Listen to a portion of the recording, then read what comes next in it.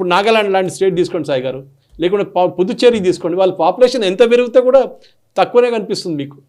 ఎందుకంటే వాళ్ళ బేస్ చాలా తక్కువ, 40 లక్షల మంది 30 లక్షల మంది ఉంటే మీ పాపులేషన్ కోటి పాపులేషన్ అయితే కూడా మీ పర్సంటేజ్ వైజ్ మీకు చాలా తక్కువ, మీది చాలా ఎక్కువ కనిపిస్తుంది బయట వాళ్ళకి. కానీ మీరు చెప్తారు నా పాపులేషన్ అంతే కదా, న్యాచురల్ కదా.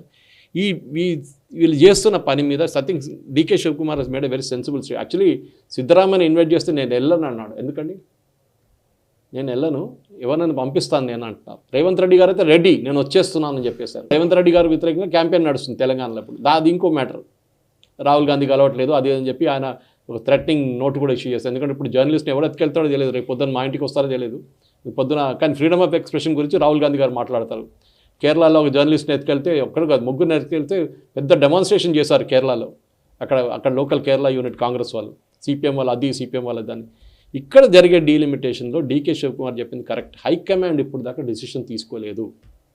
కాంగ్రెస్ హైకమాండ్ కేసీ వేణుగోపాల్ కానీ మన పొలిటికల్ లీడర్షిప్లో రాహుల్ గాంధీ కానీ వీళ్ళెవ్వరూ మాట్లాడలేదు. అఖిలేష్ యాదవ్ మాట్లాడలేదు, వాళ్ళ అలయన్స్ పార్ట్నర్ యూపీలో. లాలూ ప్రసాద్ యాదవ్ మాట్లాడలేదు పాపులేషన్ డీలిమిటేషన్ గురించి. ఎందుకు? వాళ్ళకి తెలుసు సౌత్లో ఈ క్యాంపెయిన్ నడుస్తున్నప్పుడు బీజేపీ వాళ్ళు అదే వాడుకుంటారు బీహార్కి వెళ్ళి. బీహార్లో కూడా ఒక క్యాంపెయిన్ నడుస్తుంది, ఒక అస్మిత క్యాంపెయిన్. వాళ్ళది Bihar be proud to be a Bihari అన్నమాట. ఎందుకంటే ఇదే తమిళనాడులో ఉన్న వాళ్ళు పొలిటీషియన్స్ ఏం చెప్పారు, బీహారీ వాళ్ళు మా దగ్గర వచ్చి టాయిలెట్లు కడుగుతారని. చాలా డ్యామేజింగ్ స్టేట్మెంట్ అది. అంతే, టాయిలెట్ అడగడం ఎంత ఖరాబ్ అని సాయి గారు అర్థం కాదు నాకు.